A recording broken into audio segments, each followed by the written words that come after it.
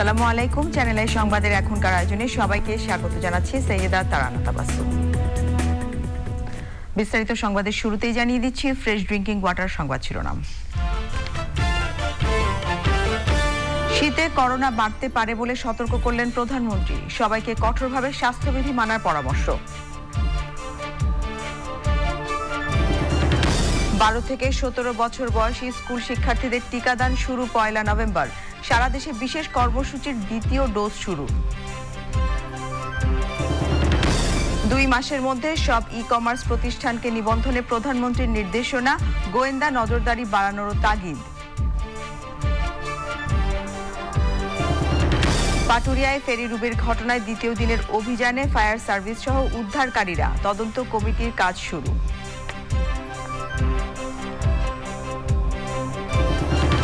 চতুর্থ শিল্প বিপ্লবের কৃষি আধুনিকায়নে বিশ্বের মতো বাংলাদেশও এগিয়ে, স্মার্ট ফার্মিংয়ে বিদেশি বিনিয়োগে জোর দেওয়ার পরামর্শ।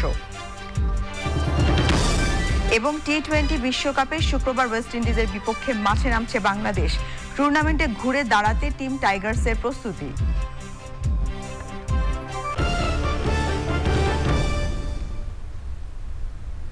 এছাড়াও সোশ্যাল ইসলামী ব্যাংক লিমিটেড বিশেষ সংবাদে থাকছে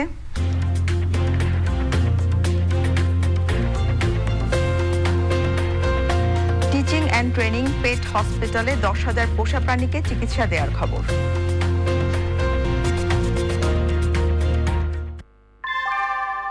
আনোয়ার শীট দামে কম, থেকে অনেক বেশি। আনোয়ার শীট। এবারে পুরো সংবাদ। বিভিন্ন দেশের মতো বাংলাদেশেও শীতে করোনার সংক্রমণ বাড়তে পারে বলে আশঙ্কা প্রকাশ করে দেশবাসীকে কঠোরভাবে স্বাস্থ্যবিধি মেনে চলার পরামর্শ দিয়েছেন প্রধানমন্ত্রী শেখ হাসিনা। প্রধানমন্ত্রীর ত্রাণ তহবিলে কম্বল ও আর্থিক অনুদান প্রদান অনুষ্ঠানে প্রধানমন্ত্রী বলেন, সবার সহযোগিতায় বাংলাদেশ এগিয়ে যাবে বলে বিশ্বাস করেন তিনি। নীলাদ্রি শেখরের রিপোর্ট। প্রধানমন্ত্রীর আহ্বানে সাড়া দিয়ে বিভিন্ন সময়ে এগিয়ে এসেছে আর্থিক প্রতিষ্ঠানগুলো। সেই ধারাবাহিকতায় শীত মৌসুম সামনে রেখে সরকারি বেসরকারি 37টি ব্যাংক প্রধানমন্ত্রীর ত্রাণ তহবিলে 26,35,000 পিস কম্বল ও 10 লাখ টাকার আর্থিক অনুদান দেয়। প্রধানমন্ত্রীর কার্যালয়ে মুখ্য সচিব ডক্টর আহমদ কায়কাউস এসব অনুদান গ্রহণ করেন। প্রধানমন্ত্রী শেখ হাসিনা গণভবন থেকে অনলাইনে এই আয়োজনে যুক্ত হন। এই বাংলাদেশ এগিয়ে চলুক, এই বাংলাদেশের মানুষ যেন দারিদ্র্যমুক্ত হয়, একেবারে গ্রামের তৃণমূল পর্যায়ের মানুষের জন্য ক্রয় ক্ষমতা বৃদ্ধি পায়, যাতে যত বেশি এই আমার দেশের মানুষের ক্রয় ক্ষমতা বৃদ্ধি পাবে তত বেশি আমি মনে করি যে আমার দেশের ব্যবসা বাণিজ্য সব কিছু প্রসার ঘটবে, নতুন বাজার সৃষ্টি হবে, আমাদের হয়তো পর মুখোমুখি হতে হবে না, আমরা নিজের পায়ে দাঁড়াবো এবং সম্মানী বিশ্ব দরবারে আমরা আমাদের অবস্থান করে নেব। যুক্তরাষ্ট্র ও যুক্তরাজ্যে করোনা সংক্রমণ বাড়ছে জানিয়ে শীতকালে স্বাস্থ্যবিধি মেনে চলতে বলেন প্রধানমন্ত্রী। দেখা যাচ্ছে যে যখনই একটু শীতকাল আসছে পৃথিবীর সব দেশে আবার কিন্তু করোনা ভাইরাস দেখা দিচ্ছে, যেন আবার এই করোনার প্রাদুর্ভাব না দেখা দেয়। সেই জন্য সবাইকে সাবধানে থাকতে হবে, মাস্কটা অবশ্যই পরে থাকতে হবে, কারণ এই মাস্কটা পরে থাকলে পরে অন্তত কেউ যদি সংক্রমিত হয়ে কথা বলতে আসে তাহলে নিজে সংক্রমিত হবেন না। আর টিকা দেওয়ার ব্যাপারে যে টিকা দেওয়ার পর যেটা হচ্ছে যে সংক্রামক হলেও সেটা কিন্তু নিজের সেরকম সিমটমস দেখা দেয় না বা নিজের বেশি একটা অনুভূত হয় না, নিজের অনুভূত না হলেও এটা কিন্তু ছড়ায়। কাজে এই ব্যাপারেও একটু সতর্ক থাকতে হবে, এই জন্যই মাস্কটা পরে থাকতে হবে। অসহায় ও দরিদ্র মানুষের সহযোগিতায় সমাজের বিভিন্ন শ্রেণী পেশার মানুষকে এগিয়ে আসার আহ্বান জানান প্রধানমন্ত্রী শেখ হাসিনা। Niladri Shekhar, channel I, Dhaka. প্রধানমন্ত্রী শেখ হাসিনার জন্মদিনকে ঘিরে সারা দেশে করোনা ভাইরাসের বিশেষ টিকাদান কর্মসূচিতে দ্বিতীয় ডোজ টিকা দেওয়া শুরু হয়েছে। গণটিকা কার্যক্রমে 80 লাখের বেশি মানুষকে টিকা দেওয়ার লক্ষ্যমাত্রা ধরে এ কর্মসূচি নিয়েছে সরকার। স্বাস্থ্যমন্ত্রী জানিয়েছেন, 1 নভেম্বর থেকে স্কুলের শিক্ষার্থীদের ফাইজারের টিকা দেওয়া শুরুর পর সারা দেশে দেওয়ার ব্যবস্থা করা হবে। শাকির আদনানের রিপোর্ট। 1 মাস আগে যারা করোনা ভাইরাসের প্রথম ডোজ টিকা নিয়েছিলেন তাদের দ্বিতীয় ডোজ টিকা দিতে এ কার্যক্রম। গণটিকা কার্যক্রমে প্রথম ডোজ নিয়েছিলেন প্রায় 81 লাখ মানুষ। ঢাকার পাশাপাশি জেলা, উপজেলা, ইউনিয়ন ও পৌরসভাতেও বিশেষ এ কর্মসূচি নেওয়া হয়। ঢাকা উত্তর সিটিতে 57টি ও ঢাকা দক্ষিণ সিটি কর্পোরেশনে 75টি সহ 132টি কেন্দ্রে টিকা দেওয়া হয়। আমরা প্রথম জাগরণটা দিছি, যেগুলোর দিছি সেগুলোর শুধু দিচ্ছি। তো আলহামদুলিল্লাহ ভালো, যারা আসছে কোনো ঝামেলা হচ্ছে না, সুন্দরভাবে দিচ্ছে, আবার চলে যাচ্ছে। সারিবদ্ধভাবে লাইনে দাঁড়িয়ে টিকা দিতে পেরে খুশি নাগরিকরা। সরকারের এই উদ্যোগকে সাধুবাদ জানিয়েছেন তারা। প্রথম ডোজ গত মাসের 28 তারিখে নিয়েছি, তো আজকে সেকেন্ড ডোজ নিতে আসলাম, কোনো সমস্যা হয় নাই। পরিবারের সবাই নিয়েছে, আমি লাস্ট ছিলাম, আমার আজকে শেষ হয়ে গেল। আইসিআর দিয়ে চলে যাইতাম আর কি, আল্লাহর রহমতে।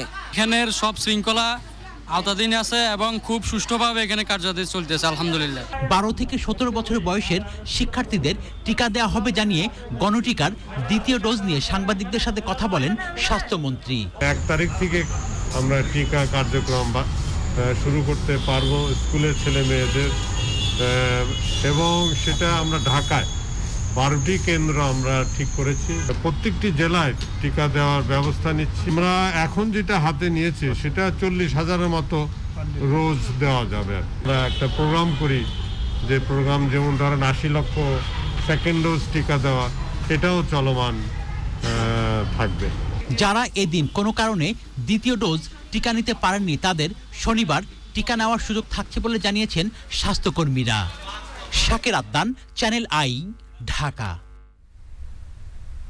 দেশে করোনা ভাইরাসে আক্রান্ত ও মৃত্যুর নিম্নমুখী প্রবণতা অব্যাহত আছে। দেশে প্রথমবারের মতো 6 বিভাগে করোনায় কেউ মারা যায়নি। অধিদপ্তরের তথ্য মতে বৃহস্পতিবার সকাল পর্যন্ত 24 ঘন্টায় সারা দেশে করোনায় 6 জনের মৃত্যু হয়েছে। এ নিয়ে মোট প্রাণহানি 27,847। একদিনে আক্রান্ত শনাক্ত হয়েছেন 294 জন। আক্রান্তের হার 1.50%। মোট আক্রান্ত 15,68,857 জন। এ সময় সুস্থ হয়েছেন 227 জন। মোট সুস্থ 15,32,695 জন। রাজশাহী, খুলনা, বরিশাল, সিলেট, রংপুর ও ময়মনসিংহ এই 6 বিভাগে এদিন করোনায় কারো মৃত্যু হয়নি।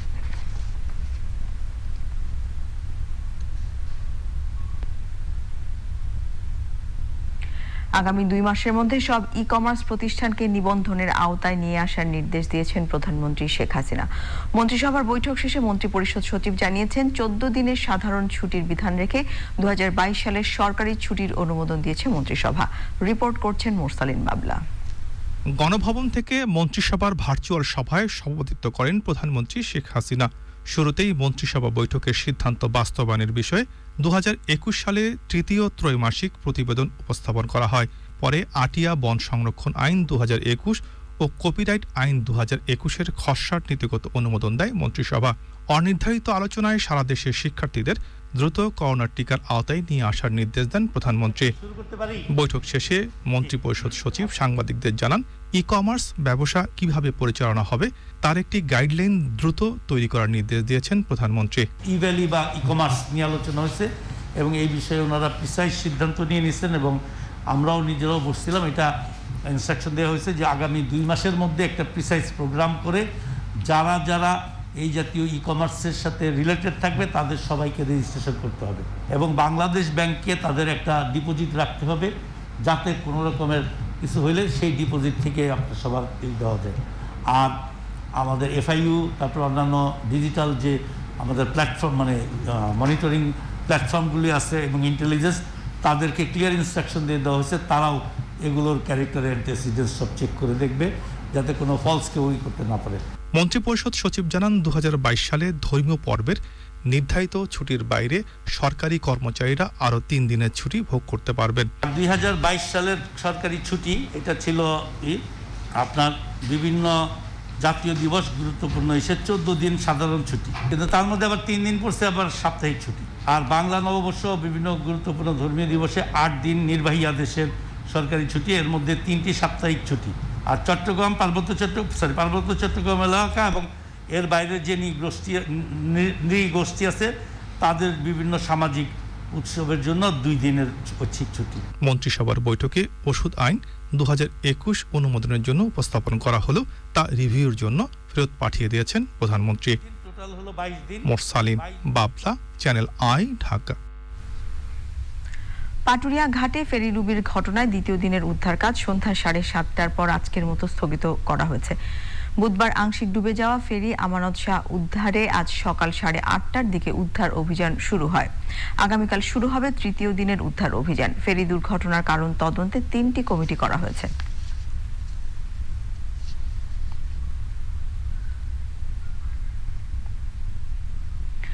সাম্প্রদায়িক হামলার ঘটনাকে কেন্দ্র করে বিএনপি নেতাকর্মীদের বিরুদ্ধে মামলা দেওয়ার অভিযোগ প্রত্যাখ্যান করেছেন আওয়ামী লীগ সাধারণ সম্পাদক ওবায়দুল কাদের।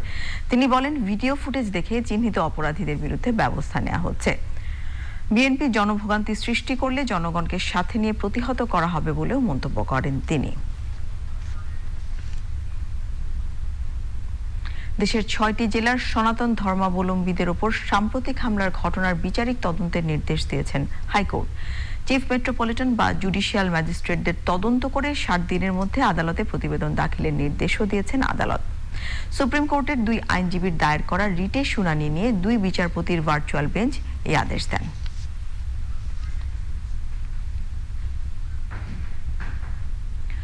চতুর্থ শিল্প বিপ্লবের কৃষি আধুনিকায়নে সারা বিশ্বের পাশাপাশি বাংলাদেশও কৃষি যান্ত্রিকীকরণে এগিয়ে আছে। এ বিষয়ে একমত আন্তর্জাতিক ক্ষেত্রের বিশেষজ্ঞরাও। ক্যামডার আয়োজনে চীনে আন্তর্জাতিক কৃষি যন্ত্রপাতি প্রদর্শনীর অনলাইন ওয়েবিনারে কৃষি উন্নয়ন ও গণমাধ্যম ব্যক্তিত্ব শাইখ সিরাজ বাংলাদেশের কৃষি যান্ত্রিকীকরণ, সম্প্রসারণ ও স্মার্ট ফার্মিংয়ে বিদেশি বিনিয়োগে জোর দেওয়ার পরামর্শ দিয়েছেন। রোকসানা আমিনের রিপোর্ট। চীন ও বাংলাদেশের কৃষি যন্ত্রপাতি প্রস্তুতকারক প্রতিষ্ঠানগুলোর অংশগ্রহণে চীনে সর্বশেষ 2019 সালে হয় China international agriculture machinery exhibition. Corona মহামারীতে এ বছরের 26শে অক্টোবর চীনের চিদাংয়ে স্বল্প পরিসরে হচ্ছে 3 দিনের কৃষি যন্ত্রপাতি আন্তর্জাতিক এই প্রদর্শনী। তারই অংশ হিসেবে কৃষি যন্ত্রপাতি প্রস্তুতকারক প্রতিষ্ঠানগুলোর অংশগ্রহণে চীনের কৃষি যন্ত্র প্রস্তুতকারক ও বিতরণ সংগঠন ক্যামডার webinar. Xiaomi 2021 held successfully. Next year will be at Tianjin China International Agricultural Machinery Exhibition. Xiaomi 2021 was held successfully during October 26 to 28 in Qingdao, China. Virtual এ আয়োজনের স্পিকার কৃষি উন্নয়ন ও গণমাধ্যম ব্যক্তিত্ব শাইখ সিরাজ। যান্ত্রিক কৃষি সম্প্রসারণের ক্ষেত্রে বাংলাদেশ সরকারের পদক্ষেপ ও আগামী সম্ভাবনার কথা তুলে ধরেন তিনি। I believe that the agriculture machinery manufacturers of our country are benefiting from various initiatives in the field of manufacturing and marketing of modern and automatic agriculture machines. This bondage has to be strengthened. On the other hand, the globalization of agriculture modernization of the 4th industrial revolution is also felt in Bangladesh. I think there is an opportunity for foreign investment in Bangladesh agriculture machinery and smart farming sector. এ সময় Bangladesh, China সহ বিশ্বের বিভিন্ন দেশের কৃষি যন্ত্রপাতি প্রস্তুতকারক প্রতিষ্ঠানগুলো তাদের উদ্ভাবন যান্ত্রিক কৃষির কার্যকারিতা তুলে ধরেন। চীনের প্রসিদ্ধ কয়েকটি প্রতিষ্ঠান তুলে ধরে আধুনিক কৃষি খামার ও যান্ত্রিকীকরণের হালনাগাদ চিত্র।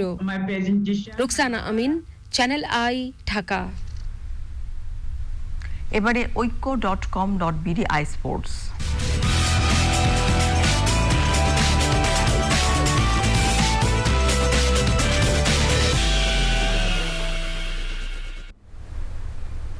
টি20 বিশ্বকাপ সহ খেলাধুলার অন্যান্য আপডেট নিয়ে ঐক্য.com.bd আই স্পোর্টসে আছেন মিশু চৌধুরী। যাচ্ছি তার কাছে। মিশু। তারনা, ধন্যবাদ আপনাকে। সম্মানিত দর্শক, সবাইকে শুভেচ্ছা সহ আমন্ত্রণ জানাচ্ছি ঐক্য.com.bd আই স্পোর্টসে। আমি মিশু চৌধুরী আপনাদের সাথে আছি। আর আয়োজনের শুরুতে জানাবো টিম টাইগার্সের আপডেট। টি20 বিশ্বকাপের সুপার 12-এ নিজেদের তৃতীয় ম্যাচে শুক্রবার ওয়েস্ট ইন্ডিজের বিপক্ষে মাঠে নামছে বাংলাদেশ। ম্যাচটি শুরু হবে বাংলাদেশ সময় বিকেল 4টায়। ম্যাচের আগের দিন ম্যাচ ভেন্যু শারজা স্টেডিয়ামে বাংলাদেশ দলের অনুশীলন করার কথা থাকলেও অজানা কারণে শেষ মুহূর্তে তা বাতিল করা হয়। শারজা থেকে বিস্তারিত জানাচ্ছেন আরিফ চৌধুরী। ঐতিহাসিক শারজা স্টেডিয়ামে সন্ধ্যায় ফ্লাড লাইটে অনুশীলন করার কথা ছিল বাংলাদেশ দলের, কিন্তু স্টেডিয়ামে ঢুকে দেখা যায় সব অন্ধকার, নিস্তব্ধ শারজাহ মাঠ। কারণ প্র্যাকটিস শুরুর ঘণ্টাখানেক আগে সিদ্ধান্ত হয়েছে অনুশীলন করবে না বাংলাদেশ দল। তবে আকস্মিক এই সিদ্ধান্ত নেয়ার কোনো কারণও জানায়নি টিম ম্যানেজমেন্ট। তবে পূর্ব নির্ধারিত অনলাইন সংবাদ সম্মেলনে বাংলাদেশ দলের প্রতিনিধি হয়ে ওয়েস্ট ইন্ডিজের বিপক্ষে ম্যাচের আগে দলের অবস্থান তুলে ধরেছেন wicket keeper batsman Nurul Hasan. টুর্নামেন্টে টিকে থাকতে গেলে নেক্সট ম্যাচটা আমাদের জন্য অনেক বেশি ইম্পর্টেন্ট, তো আমরা ওটার উপরে ফোকাস দিচ্ছি। যে কোনো ম্যাচ খেলতে নামার আগে সবাই আমরা যেভাবে প্রতিটা ম্যাচে জেতার জন্য নিজেদের 100% দেওয়ার জন্য চেষ্টা করি, অবশ্যই নেক্সট ম্যাচেও এটাই চেষ্টা করব। টি-20 ফরম্যাটে পরিসংখ্যানের দিক থেকে কাছাকাছি অবস্থানে টিম টাইগার্স ও ক্যারিবীয় দল। 12 বারের দেখায় বাংলাদেশ 5টি আর ওয়েস্ট ইন্ডিজ জিতেছে 6টি ম্যাচ, বাকিটা পরিত্যক্ত। তবে এই বিশ্বকাপে দু দলই ছন্নছাড়া চেহারায় রয়েছে প্রথম জয়ের অপেক্ষায়। বাংলাদেশ ম্যাচকে ক্যারিবীয়রা নিচ্ছে ছন্দে ফেরার সুযোগ হিসেবে। আমাদের মতো বাংলাদেশও প্রথম দুটো ম্যাচ হেরেছে। সুপার 12-এ এটাই আমাদের সুযোগ জয় ছিনিয়ে নেয়ার। আমরা জানি ওদের অনেক ভালো স্পিনার আছে, তাদের খেলতে আমাদেরও পরিকল্পনা আছে। বাংলাদেশের কিপার ব্যাটসম্যান নুরুল হাসান অবশ্য কোনো ক্ষেত্রেই প্রতিপক্ষের চেয়ে নিজেদের পিছিয়ে রাখতে নারাজ। টি-20-তে আমার কাছে মনে হয় যে সবথেকে ইম্পর্টেন্ট যেটা, যাদের দিন যারা বেশি ভালো খেলবে, এখানে কোনো ছোট বা বড় টিম নেই। আর আমার কাছে মনে হয় যে এটা আমাদের জন্য অনেক বেশি ইম্পর্টেন্ট, কারণ বাংলাদেশ টিমে অনেক সময় খারাপ সময় আসে, বাট এখান থেকে আমরা আবার রিকভারি করে একটা ভালো সময় আসতে পারি। এটা শারজাহ স্টেডিয়ামে বাংলাদেশ উইন্ডিজের ম্যাচ শুরু বাংলাদেশ সময় বিকেল 4টায়। টি-20 বিশ্বকাপের ইতিহাসে মূল পর্বে বাংলাদেশের একমাত্র জয় ওয়েস্ট ইন্ডিজের বিপক্ষে, সেটি 14 বছর আগে। 14 বছর ধরে জয়ের খোঁজে থাকা বাংলাদেশের সামনে আবারও ক্যারিবীয় team.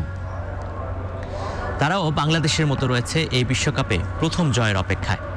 Arif Chowdhury, channel I, Sharjah cricket stadium, সংযুক্ত আরব আমিরাত। মাঠ আর মাঠের বাইরে কঠিন সময় পার করছে বাংলাদেশ ক্রিকেট দল। খুঁড়িয়ে খুঁড়িয়ে চলছে টি-20 বিশ্বকাপে টাইগারদের অভিযান।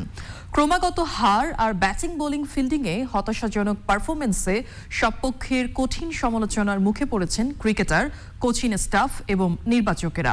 বিশ্বকাপ চলার সময়ই নির্মম সমালোচনায় বিদ্ধ ক্রিকেটাররা প্রবল মানসিক চাপে, যা তাদের পারফরমেন্সে নেতিবাচক প্রভাব ফেলছে। এই সংকট কাটিয়ে উঠতে বিভিন্ন পরামর্শ দিয়েছেন বিশেষজ্ঞরা। সাইদুর রহমান শামীমের রিপোর্টে বিস্তারিত। 2 মাসের ব্যবধান, এই অল্প সময়ে টিম টাইগার্স দেখছে মুদ্রার এপিট ওপিট। আগস্ট সেপ্টেম্বরে অস্ট্রেলিয়া ও নিউজিল্যান্ডকে হোম টি-20 সিরিজে হারানোর সাফল্যে টি-20 বিশ্বকাপ নিয়ে লাল সবুজের স্বপ্ন ডানা মেলেছিল। সেই স্বপ্ন অনেকটাই ম্লান করে দিয়ে মাহমুদুল্লাহর দলের কোনো মতে সুপার 12-এ ঠাঁই হয়। এরপর আবারও রং হারা পারফরমেন্সে টানা 2 ম্যাচে হার। ধৈর্য হারিয়ে সমর্থকরা কখনো চড়াও হন ক্রিকেটারদের, কখনো বা বিসিবির কর্তাদের উপর। বিসিবি কর্তারাও চড়াও ক্রিকেটার ও কোচিং স্টাফের উপর। সমর্থক ও বিসিবি নীতি নির্ধারকদের সমালোচনার মুখে পড়েন ক্রিকেটার, কোচিং স্টাফ এবং নির্বাচক প্যানেলের সদস্যরা। চতুর্মুখী আক্রমণে বিপর্যস্ত ক্রিকেটাররা প্রবল চাপে, যার প্রভাব পড়েছে তাদের মাঠের পারফরমেন্সে। ব্যাটিং, বোলিং, ফিল্ডিং সব বিভাগেই ক্রমশ আত্মবিশ্বাসের তলানিতে মাহমুদুল্লাহ ও তার দল। আমাদের মিডিয়া ভাইদের কাছে অনুরোধ রাখবো, সোশ্যাল মিডিয়াদের কাছে, যেন আপনারা সমালোচনা করেন, খুব বেশি করেন, কম করেন, কোনো সমস্যা নাই। তাদেরকে কোনোভাবেই অসম্মানী করা যাবে না। বাংলাদেশ ক্রিকেট বোর্ডের থেকে ইন্টারফারেন্স, মিডিয়া, সামাজিক যোগাযোগ মাধ্যম, এইসব জায়গায় প্রচুর সমালোচনা হচ্ছে। অবশ্যই এইটা পারফরমেন্সের জন্য কিছুটা দায়ী। তারপর আমি বলবো যে যেহেতু প্লেয়াররা সবাই জাতীয় দলের খেলোয়াড় এবং সবাই প্রফেশনাল প্লেয়ার, এই ধরনের প্রেশার থাকবে, এই প্রেশার থেকে বের হয়ে আসতে হবে। বিশ্বকাপের সুপার 12-এ ওয়েস্ট ইন্ডিজ, অস্ট্রেলিয়া ও সাউথ আফ্রিকার সাথে শেষ 3 ম্যাচ ছাড়াও নভেম্বরে ঘরের মাঠে শক্তিশালী পাকিস্তানের বিপক্ষে টি-20 আর টেস্ট সিরিজ। মানসিক চাপ কাটিয়ে টাইগারদের পুরনো ছন্দে ফেরা সম্ভব বলে মনে করেন ক্রিকেট বোদ্ধারা। এটা কঠিন একটা সিরিজ হবে, তবে বাংলাদেশের ট্র্যাক রেকর্ড বলে যে বাংলাদেশ কিন্তু সবসময় এই ঘরে খুব ভালো ক্রিকেট খেলে। পাকিস্তানের সাথে যদি আমরা ভালো করতে হয়, আমরা হয়তো আমাদের যেরকম উইকেট আমরা নিউজিল্যান্ড এবং অস্ট্রেলিয়ার সাথে যেই ধরনের উইকেটে খেলেছি, সেই ধরনের উইকেটে খেলতে হবে। শুক্রবার ওয়েস্ট ইন্ডিজের সঙ্গে টাইগারদের বিশ্বকাপ সুপার 12-এর পরবর্তী ম্যাচ। 19 নভেম্বর হোম অফ ক্রিকেটে পাকিস্তানের বিপক্ষে হোম টি-20 সিরিজের প্রথম match. Saidur Rahman Shamim, channel I, Dhaka. টি-20 বিশ্বকাপে দিনের একমাত্র ম্যাচে শ্রীলঙ্কার দেয়া 155 রানের টার্গেটে ব্যাট করছে অস্ট্রেলিয়া। এর আগে টস হেরে প্রথমে ব্যাটিংয়ে নেমে খুব বেশি সুবিধা করতে পারেনি লঙ্কানরা। দলীয় 15 রানেই বিদায় নেন ওপেনার নিশাঙ্কা। আরেক ওপেনার কুশল পেরেরা আশালঙ্কাকে নিয়ে সাময়িক বিপর্যয় কাটিয়ে ওঠেন। দুজন মিলে 63 রানের জুটি গড়েন। এরপর নিয়মিত বিরতিতে উইকেট হারিয়ে আবারও বিপর্যয়ে পড়ে টিম শ্রীলঙ্কা। দলীয় 94 রানের মধ্যেই 5 উইকেট হারিয়ে ফেলে। শেষ দিকে 26 বলে 33 রানের ইনিংস খেলেন। এতেই 154 রানের থামে শ্রীলঙ্কার ইনিংস। 155 রানের টার্গেটে ব্যাটিংয়ে নেমে শেষ খবর পাওয়া পর্যন্ত অস্ট্রেলিয়ার সংগ্রহ 2 উইকেটে 52 রান।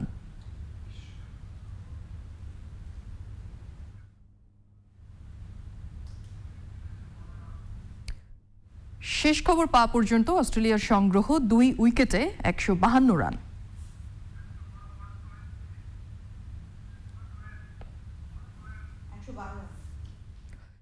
শেষ খবর পাওয়া পর্যন্ত অস্ট্রেলিয়ার সংগ্রহ 2 উইকেটে 112 রান।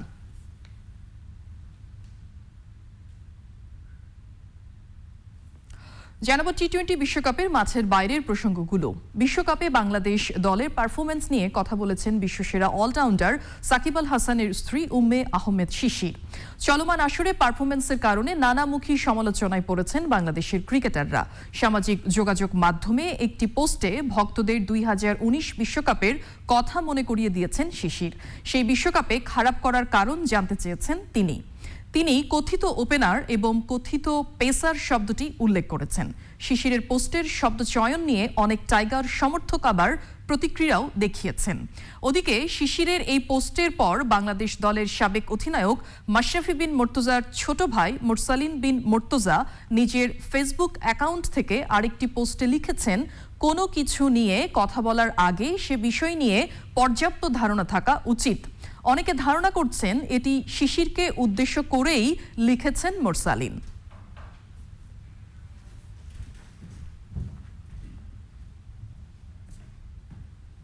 প্রিয় দর্শক, এই ছিল আজকের ঐক্য.com.bd iSports-এ। আপনাদের সবাইকে ফিরে নিয়ে যাচ্ছি মূল সংবাদে তারানার কাছে। মিশা, আপনাকে অনেক ধন্যবাদ আমাদের সাথে যোগ দেওয়ার জন্য। এবারে অন্য প্রসঙ্গ। কলকাতা প্রেস ক্লাবে বঙ্গবন্ধু সংবাদ কেন্দ্র উদ্বোধন করেছেন তথ্য ও সম্প্রচার মন্ত্রী ডক্টর হাসান মাহমুদ। এই সময় আরও ছিলেন প্রেস ক্লাবের প্রেসিডেন্ট স্নেহাশিস সুর, সাধারণ সম্পাদক কিংসুক প্রামাণিক, বাংলাদেশের সংসদ সদস্য সাইমুম সারওয়ার কমল, কলকাতায় বাংলাদেশ ডেপুটি হাই কমিশনার তৌফিক হাসান, উপদূতাবাসের প্রথম সচিব রঞ্জন সেন এবং প্রেস ক্লাবের সদস্যরা। এই সময় মন্ত্রী কলকাতা প্রেস ক্লাবে সংবাদ কেন্দ্র স্থাপন দুদেশের বন্ধুত্বপূর্ণ সম্পর্কের আরেকটি মাইলফলক উল্লেখ করে 71-এ বাংলাদেশের স্বাধীনতা যুদ্ধের খবর সারা বিশ্বে ছড়িয়ে দিতে কলকাতা প্রেস ক্লাব ভূমিকার কথা স্মরণ করেন। এর আগে দুপুরে পশ্চিমবঙ্গের বিধানসভার স্পিকার বিমান বন্দ্যোপাধ্যায়ের সাথে সৌজন্য সাক্ষাৎ করেন মন্ত্রী। আমাদের রক্তের সাথে ভারতের মানুষের রক্তস্রোত বেড়ে গিয়ে আমাদের স্বাধীনতা অর্জন করেছে। সেজন্য আজকের এই মহেন্দ্রক্ষণে বঙ্গবন্ধু মিডিয়া সেন্টার উদ্বোধনের পূর্বক্ষণে কলকাতা প্রেস ক্লাবের এই আয়োজনে আমি ভারতবর্ষের প্রতি, ভারতের জনগণের প্রতি এবং ভারতের সরকারের প্রতি, আমি রাষ্ট্র হিসেবে ভারতের প্রতি কৃতজ্ঞ। এবার নিয়ে নিচ্ছি অশোক লীলা দিফাত অটোস বিরতি। বিরতির পর্যায়ে থাকছে মাদক মামলায় শাহরুখ খানের ছেলে আরিয়ানের 26 দিন পর জামিন, 3 দিন শুনানি শেষে মুম্বাই হাইকোর্টের রায়। আজকের ইন্টারভিউতে নতুন ফ্যাক্টরি ম্যানেজার পেয়ে গেলে ভালো। পাবে। কাপড় যখন উজ্জ্বল হয়, তুমি এখানে? ইন্টারভিউ শুরু করা যাক। হোম মিনিস্ট্রি চালাই তো ফ্যাক্টরি কেন নয়? বাহ, ম্যানেজার ম্যাডাম, নতুন ঋণ। আমার উজ্জ্বলতা আমার পরিচয়। চ্যালেঞ্জ আসতেই থাকবে, কিন্তু আমি থামবো না। নিউক্লিয়ার ম্যান আমাকে খুশকি থেকে দূরে থাকতে সাহায্য করে। এর ট্রিপল অ্যান্টি ড্যান্ড্রাফ টেকনোলজি খুশকি দূর করে। জিপিএইচ ইস্পাত, দৃঢ়তার প্রতিশ্রুতি। ময়মনসিংহের তারাকান্দা উপজেলা পরিষদ কমপ্লেক্সের 4তলা ভবনের নির্মাণ কাজ শেষ হয়েছে। ওই ভবনটির কারণে পাল্টে গেছে উপজেলাবাসীর জীবন। তারা বলেছেন, একই ভবনে উপজেলার সকল সরকারি দাপ্তরিক কার্যক্রম পরিচালিত হওয়ায় অনেক সমস্যারই সহজ সমাধান হচ্ছে। ময়মনসিংহ থেকে শেখ মহিউদ্দিন আহমেদের তথ্য ও ভিডিও চিত্রে সাদিয়া ওমরের রিপোর্ট। 6.33 একর জমির ওপর তারাকান্দা উপজেলা পরিষদ কমপ্লেক্স ভবন। 4 তলা ভবনটি নির্মাণে ব্যয় হয়েছে 10,19 লাখ টাকা। ভবনটিতে চালু হয়েছে সকল দাপ্তরিক কার্যক্রম। উপজেলার সেবা গ্রহণকারী জনসাধারণ এরই মধ্যে পাচ্ছেন নতুন ভবনের সুফল। নির্বাচন অফিসের ID card, smart card union পরিষদ থেকে নিতে হতো, এখন আমরা পৌরসভাতে নিতে পারতেছি, সুবিধা মতো যে কোনো মুহূর্তে নিতে পারতেছি। তারাকান্দা উপজেলা হওয়াতে আমাদের অনেক কাজকর্ম সুযোগ সুবিধা হয়েছে। আগে আমরা যাইতে হইতো মধুপুর, এখানে গাড়ি ঘোড়ার সমস্যা, এর সমস্যা, অনেক সময় লাগতো, অনেক কাজকর্ম করতে দেরি হইতো, কিন্তু এখন সব কিছু হওয়াতে উপজেলা ভবন হওয়াতে আমাদের অনেক সুযোগ সুবিধা হয়েছে। মধুপুর উপজেলা আছে, যাইতে পরিশ্রম করতে মহিলারা যাওয়া যাইতো না, এখন কাছে আছে। আমাদের মেয়েদের জন্য আরো সবচেয়ে বেশি রোজগার হয়েছে। নতুন ভবনটি উপজেলার 10টি ইউনিয়নের বাসিন্দাদের জীবনমান উন্নয়নেও ভূমিকা রাখবে জানাচ্ছে উপজেলা প্রশাসন। মাননীয় প্রধানমন্ত্রী জননেত্রী শেখ হাসিনা ডিজিটাল বাংলাদেশ গড়ার লক্ষ্যে আমরা এনজিডি সহ সকল সরকারি সংস্থা একসাথে কাজ করে যাচ্ছি এবং অত্র উপজেলার 10টি ইউনিয়নের সকল নাগরিকগণ এর সুফল পাচ্ছে। তিনি বলছেন, একই ভবনে সকল ধরনের সুযোগ উপজেলার 3 লক্ষাধিক মানুষের কল্যাণে কাজে আসছে। Sadia Omar, channel I. এবারে নিটোল টাটা আন্তর্জাতিক সংবাদ।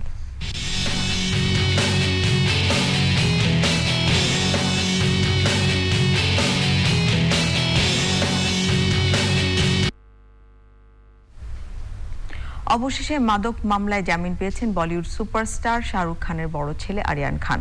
3 সপ্তাহ জেলে থাকার পর জামিন পেলেন তিনি। বৃহস্পতিবার বিকেলে মুম্বাই হাইকোর্ট তাকে জামিন দেন।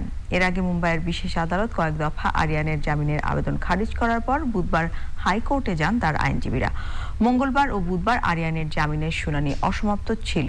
তৃতীয় দিন রায় শুনে জামিন দেন হাইকোর্ট। শুক্র কিংবা শনিবার আরিয়ান মুক্তি পেতে পারেন বলে জানিয়েছেন তার আইনজীবীরা। এক প্রমোত্তরীর পার্টি থেকে আটকের পর 3রা অক্টোবর আরিয়ানকে গ্রেফতার দেখায় ভারতের মাদকদ্রব্য নিয়ন্ত্রণ ব্যুরো এনসিবি। এরপর 8 অক্টোবর থেকে কারাগারে রয়েছেন তিনি। এবারে সোশ্যাল ইসলামী ব্যাংক লিমিটেড বিশেষ সংবাদ।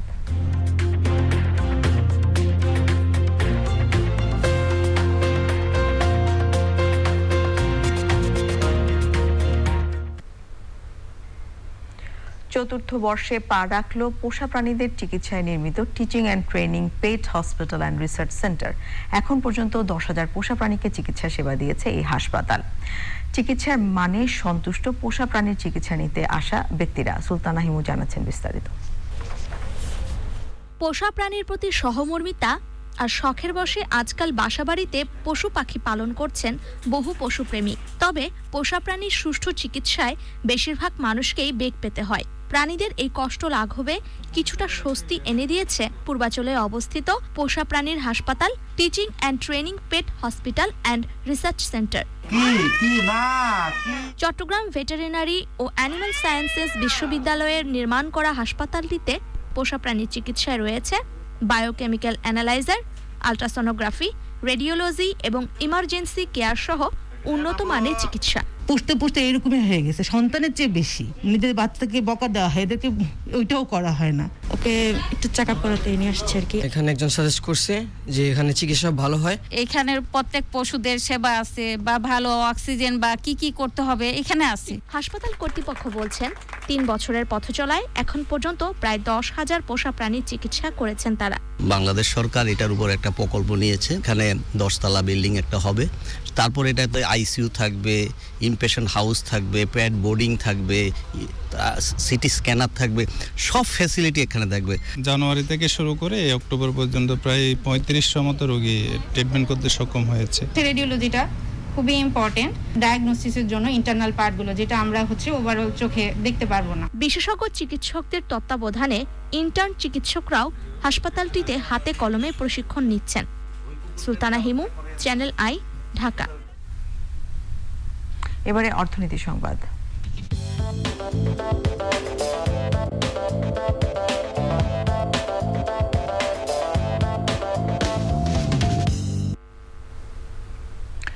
ঢাকা স্টক এক্সচেঞ্জে সপ্তাহের শেষ কার্যদিবসের লেনদেনে ঊর্ধ্বমুখী প্রবণতা দেখা গেছে।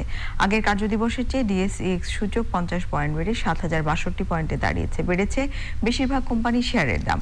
হাত বদল হয়েছে 375টি কোম্পানির 1724 কোটি 48 লাখ টাকার শেয়ার ও মিউচুয়াল ফান্ড, যা আগের কার্যদিবসের চেয়ে 227 কোটি 22 লাখ টাকা বেশি। এর মধ্যে দাম বেড়েছে 223টির, কমেছে 131টির এবং অপরিবর্তিত 21টি কোম্পানির শেয়ারের দাম।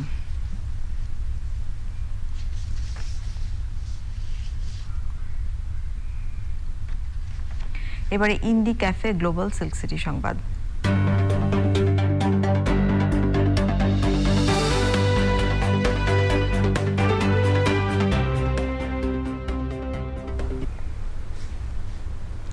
রাজশাহী শিক্ষা বোর্ডে এবছর 268টি কেন্দ্রে এসএসসি পরীক্ষা হবে। আগামী মাসে হতে যাওয়া পরীক্ষা সুষ্ঠুভাবে সম্পন্ন করতে কেন্দ্রীয় সচিবদের নিয়ে সভা করেছেন শিক্ষা বোর্ডের কর্মকর্তারা। সভায় জানানো হয়, এবছর রাজশাহী বিভাগের 8 জেলার 2,07,568 জন শিক্ষার্থী পরীক্ষায় অংশ নেবেন। স্বাস্থ্যবিধি মেনে পরীক্ষা নেওয়ার যাবতীয় প্রস্তুতি এরই মধ্যে সম্পন্ন হয়েছে। পরীক্ষা নিয়ন্ত্রক আরিফুল ইসলামের সভাপতিত্বে সভায় প্রধান অতিথি ছিলেন রাজশাহী শিক্ষা বোর্ডের চেয়ারম্যান অধ্যাপক মকবুল হোসেন। এবারে পূবালী ব্যাংক লিমিটেড কৃষি সংবাদ।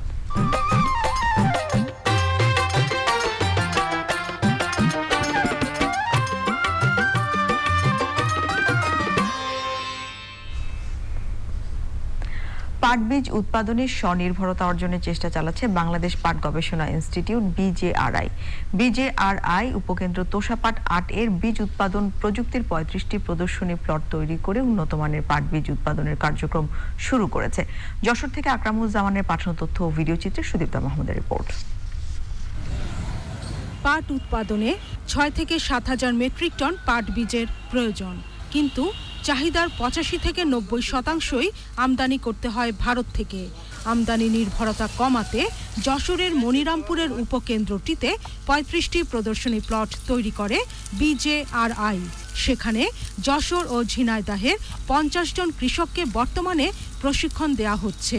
লাল জাতের যে বীজটা আসছে, এই বীজটা পাট লম্বা বেশি আর পাটের ফলনও ভালো ফলন পাইছে এবং পাটে ভালো উঁচু লম্বা এবং সব দিকেই ফলনও ভালো, তার কারণে এই বীজ চাষ করেছে। উন্নত জাতের তোষা 8 পাট বীজ উৎপাদন করলে আমদানি নির্ভরতা অনেকটাই কমে আসবে। এই জাতের ফলন অনেক ভালো, কৃষক পর্যায়ে প্রায় 4 টন পর্যন্ত ফলন কৃষক পর্যায়ে পাওয়া গেছে। তো বর্তমানে এই জাতটা কৃষক পর্যায়ে সম্প্রসারণের লক্ষ্যে বীজ উৎপাদন কর্মসূচি গ্রহণ করা হয়েছে। এই পাট বীজের জাতটি হচ্ছে বিজেআরআই তোষা পাট 8, যেটা রবি 1 নামেও পরিচিত, যেটার কৃষক পর্যায়ে অনেক ভালো ফলন পাওয়া যায় বিধায় আমরা এই বীজের সম্প্রসারণের জন্য, কৃষক পর্যায়ে জনপ্রিয় করার জন্য এই পাট বীজের প্রদর্শনীগুলো সম্পাদন করেছি। 2019 সালের 24 ফেব্রুয়ারি তোষা পাট 8 নামে নতুন জাত অবমুক্ত করে বিজেআরআই। জাতটি জনপ্রিয় করে তুলতে বাংলাদেশ পাট গবেষণা ইনস্টিটিউট মাঠ দিবস সহ নানা কর্মসূচি হাতে নিয়েছে। Sudipta Mahmud, channel I. এখন দেখবেন প্রকৃতি সংবাদ।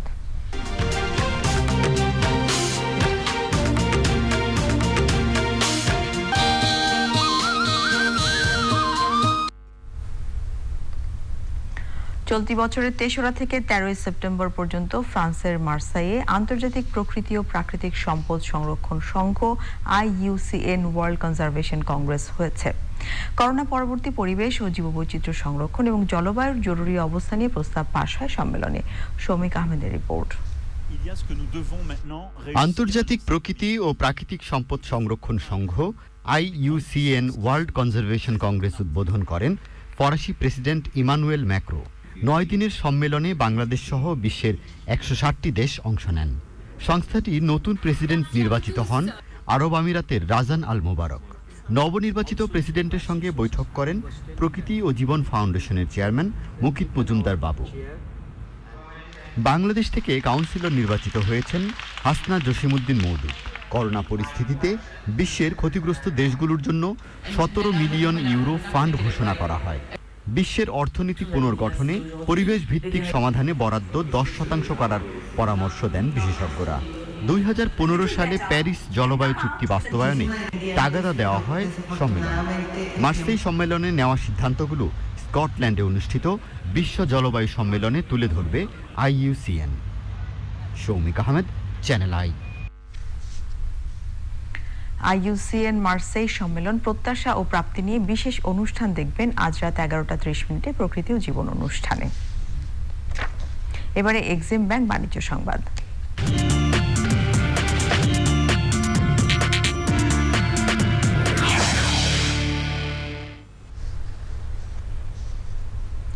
দারাজ বাংলাদেশ চতুর্থবারের মতো আয়োজন করতে যাচ্ছে biggest one day sale campaign 11। ক্যাম্পেইনটি আগামী 11 নভেম্বর শুরু হয়ে পরবর্তী 24 ঘন্টা পর্যন্ত চলবে। ক্যাম্পেইনে থাকছে আকর্ষণীয় ছাড় সহ বিপুল পরিমাণ পণ্যের সমাহার। এছাড়াও দারাজ মেক আ উইশ নামক আরেকটি ক্যাম্পেইন চালু করবে, যা চলবে আগামী 11 নভেম্বর পর্যন্ত।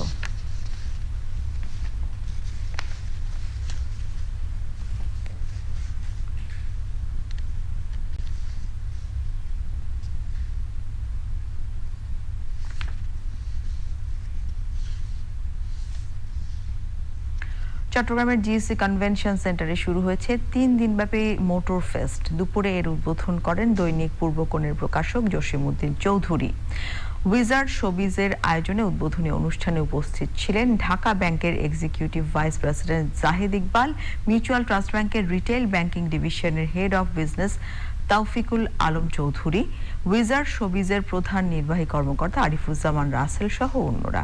মোটর ফেস্টের মিডিয়া পার্টনার চ্যানেল আই। বাংলাদেশে সৌদি বিনিয়োগ বৃদ্ধির লক্ষ্যে দুদেশের মধ্যে সরকারি বেসরকারি অংশীদারিত্ব বিষয়ক সমঝোতা স্মারক সই হয়েছে। রিয়াদের বাদশাহ আব্দুল আজিজ আন্তর্জাতিক সম্মেলন কেন্দ্রে ফিউচার ইনভেস্টমেন্ট ইনিশিয়েটিভের সম্মেলনে সমঝোতা স্মারক সই হয়। সৌদি আরবের বিনিয়োগ বিষয়ক মন্ত্রী খালিদ আল ফালি ও সৌদি সফররত প্রধানমন্ত্রীর বেসরকারি শিল্প ও বিনিয়োগ বিষয়ক উপদেষ্টা সালমান এফ রহমান এতে সই করেন। এ সময় উপস্থিত ছিলেন সৌদি আরবে নিযুক্ত বাংলাদেশের রাষ্ট্রদূত ডক্টর মোহাম্মদ জাবেদ পাটোয়ারি।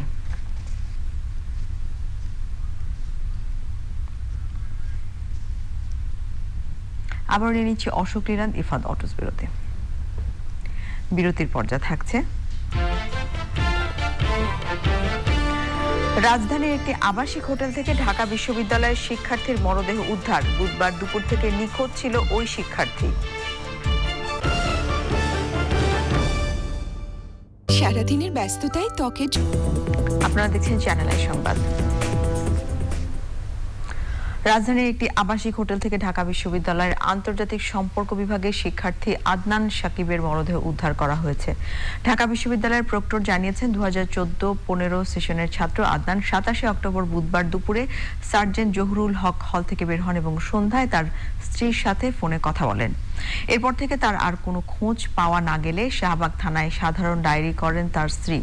শাহবাগ থানার ওসি জানান, ওই দিন মাঝরাতে একটি হোটেলের কক্ষের দরজা ভেঙে আদনানের মরদেহ উদ্ধার করে পুলিশ।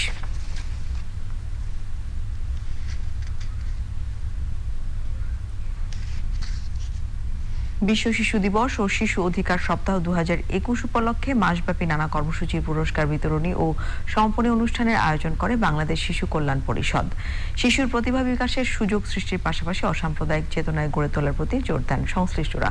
মিথিলা নাজমের রিপোর্ট।